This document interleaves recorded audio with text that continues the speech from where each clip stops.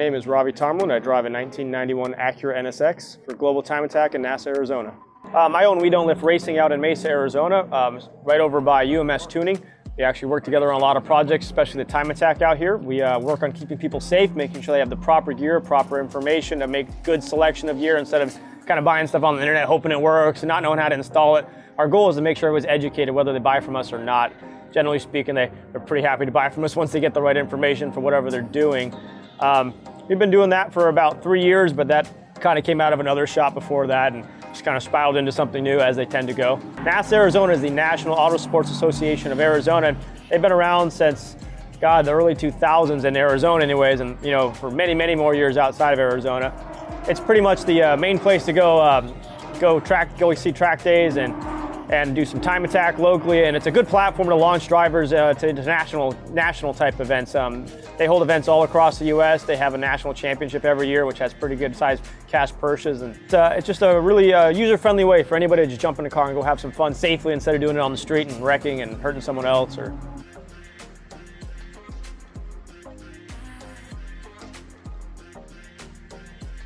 To me, automobiles are an outlet. It's a way of expressing yourself. It's a way of stress relieving. It's a way of being free from the rest of the world all the time. It's an outlet for me. It's something that I use to channel good energy and vibes outside of my workday. I'd say the NSX's draw for me is more about its heritage than anything. It's never been the fastest, it's never been the best handling, it's never been the best of anything, but it's probably one of the most well-rounded vehicles out there. And it also inspired modern manufacturers of supercars to actually provide reliable vehicles that are cost-effective and maintainable and something that you can drive every day, as opposed to prior to the mid-90s, all the cars you could buy in the supercar level, you couldn't drive them. You just couldn't. There was a chance it wouldn't start that next morning. $40,000 bill every couple months just was ridiculous. So for me, the NSX is special just because it revolutionized the way we think about supercars. So the reason I really like driving this car is the very raw experience you get. It's very mechanical. There's no traction control aids, there's no steering aids, there's no yaw control. It's all very, very much at your fingertips and on your feet. So every single input you make has some sort of effect on the vehicles. So you can't rely on anything else. So it keeps you extremely engaged. I would say my favorite aspect of the car is actually something you can't really see, which is the weight. The car weighs 2,380 pounds with me in it and gas. So it's about the same as a Miata for a car that has 320 horsepower naturally aspirated. So it's just like driving a really big go-kart. Back to that visceral feel and mechanical feel. That's my favorite part about the car, is the experience it gives you. I mean, don't really care how it looks. I don't care what kind of wing or wheels it has on it. That's all background noise to me. It's how the car drives.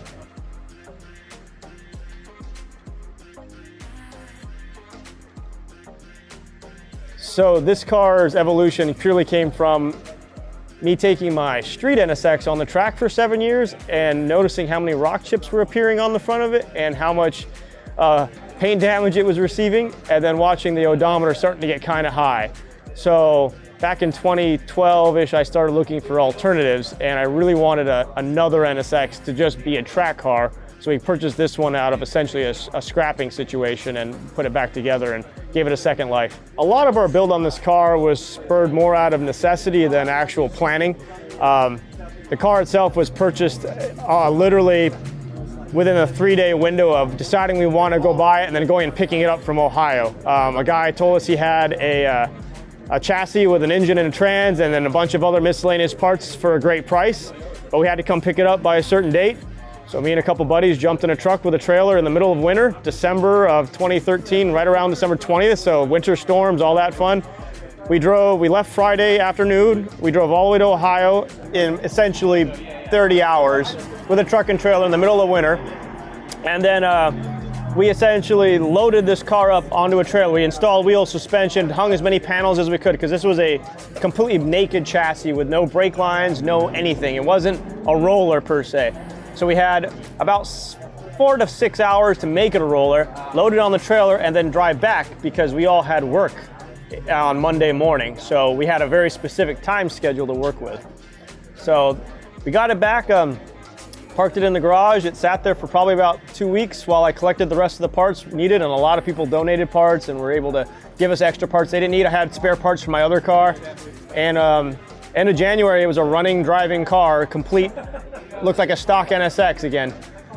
From there, we took it to a NASA event, I think in March roughly.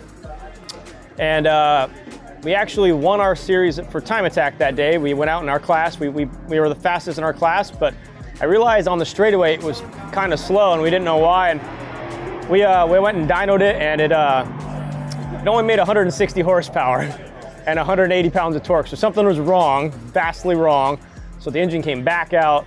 We took it down to Jim Cozzolino's shop and pulled it all apart and built the whole thing up. And from that point, we went from being like a stock class car to a super touring car. The plans changed. Like I said, it was all out of necessity, what's available, what's happening, because I wasn't going to tear an engine apart and put it back together stock. So we ended up giving it 12-to-1 compression ratio, individual throttle bodies, free-flowing exhaust.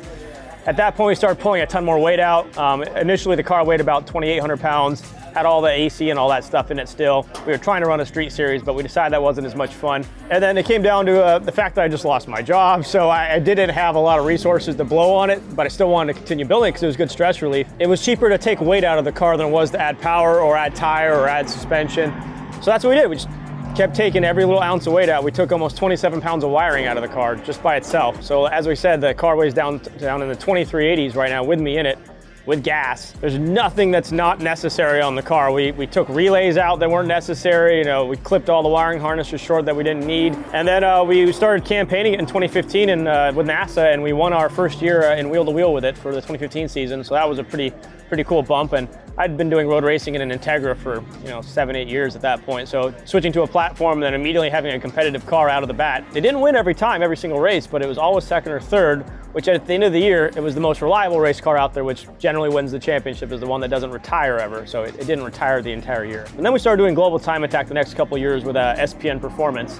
He's our main sponsor and backer of the car, and he was able to help us push the car to another level and get it to another competitive level outside nationwide, which we started competing and started doing really well with global time attack nationwide. And that's where we're at now. We're looking to come back in 2019 with a fresh update on the engine, which we can't really tell you about, but I guarantee you'll be a follow-up with you guys. I'd say this car is unique. Unlike a lot of folks with NSXs, they usually take the power route, because that's generally the number one complaint with the car out of the box. It's very low on power. We're one of the few folks who stuck to naturally aspirated for a long time and really tried to make it work as best we could. And like I said, in class-based racing, it's been absolutely amazing. It's very competitive in class. Once you start doing time attack stuff, it's not a horsepower class, it's a build class. So we're up against cars with 600, 700 horsepower. The NA stuff's kind of not as competitive, but we do really enjoy the sound that it makes and how responsive it is. And it's something else in the corners. It glides through corners without really any input. Very different than a lot of street cars. Even my stock street car, you can feel all the weight constantly pushing it offline. Where this thing, it'll turn in harder than you are comfortable doing, which is why I'm slowing it. There's absolutely almost nothing done to the suspension except for a bolt-on coilover. That's it. The car's out of the box. The suspension was so good that you don't need to do anything. That's what's actually not fun about the car. Hey, what's done to the car? I'm like, we took a bunch of weight out and threw some coilovers on it. It's a very well-balanced machine. I mean, in terms of the front aero, the rear aero balance is very tweaked and timed in. Unlike a lot of NSXs that are very pushy and understeer real badly, this one actually will oversteer before it'll understeer, and that's something we've tuned in there to get it a little bit more rotatey. There's really, like I said, it's a super mild build, and that's actually been the main success of the car, is that it hasn't been overdone. We haven't thrown parts at it. We worked on making everything really specific. I mean, even coming down to like these front air dams, we put these front air dams on there just to make it more aerodynamically efficient. It wasn't very expensive. It was just something that needed to be refined.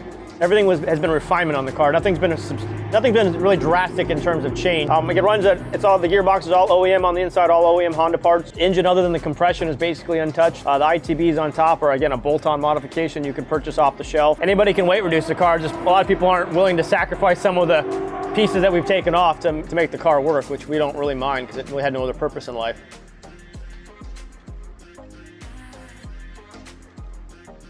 Signatures on the dash, those are all from everybody who helped put the car together, because when I was putting the car together, I was quite deep in some health issues as well. So I was kind of just staring at the car in my garage for the good majority of the time, but I had a lot of guys come over, like Jake Casto, and man, I can't even start naming names. There's so many on that dash. Jim Cozzolino, even the guys at Science of Speed, they all came and pitched a hand and threw parts at the car. And So I had them all sign the car with permanent marker just to remind myself of where this car came from. It wasn't handed to me. It was definitely given to me, though, in a sense where it took a lot of people to put it together. Tons and tons of donated parts. I'd say more than half the stuff on this car is donated, which you can't really say. Not a lot of communities will just give you $1,000, fenders just because they want to. Quite a cool community project. SPN Performance, probably our largest supporter. Science and Speed's been huge. Fortune Autos donated the coilovers that are on here currently. Willwood Brakes, again, donated the brake system that's on here. Massive Engineering and Jim Cozzolino got us the copper radiator that keeps it from ever overheating the car. Never, ever gets warm. For 2 or 3 years, it was really stressed for me. They turned it into something really awesome instead of it being a project car that just sat in the garage and never got done. Because that's where it would have been. Had I not had all that help, this car would just still be sitting on jack stands in my garage because it never would have got done. So the wrap has a couple sources. Obviously, the F cancer is pretty obvious. My family's gone through a lot of cancer-related issues. I personally had my fair scares of cancer-related issues, and then my grandparents had it, and my mom has had a little bit of skin cancer, and it seems like to affect everyone. It's something that doesn't really, I don't know, people talk about it, but they don't really think about it actively. So partially the car's pink because of that, just to bring up some questions, and everybody's wondering what it's all about, and then they see the F cancer on it, and it always generates a good conversation. So I enjoy that. And then secondly, if you follow Formula One, this is the Force India livery, essentially. It's our own rendition of it. It's not exactly the same, but Force India is a team that's pretty quiet. They were relatively unheard of and no one really knew anything about them until they had a pink car, and then everybody knew exactly who they were and what they were doing, even though they did nothing different the entire year. From the sake of visibility and spreading our cause and our company's marketing strategy, pink was a fairly wise choice. So far, about 99% approval rating. It's always that one grumpy old fellow who just is like, it's retarded. But we don't care. We don't care about you. Philosophicals I'm gonna get is go fast, don't suck. Have a good time.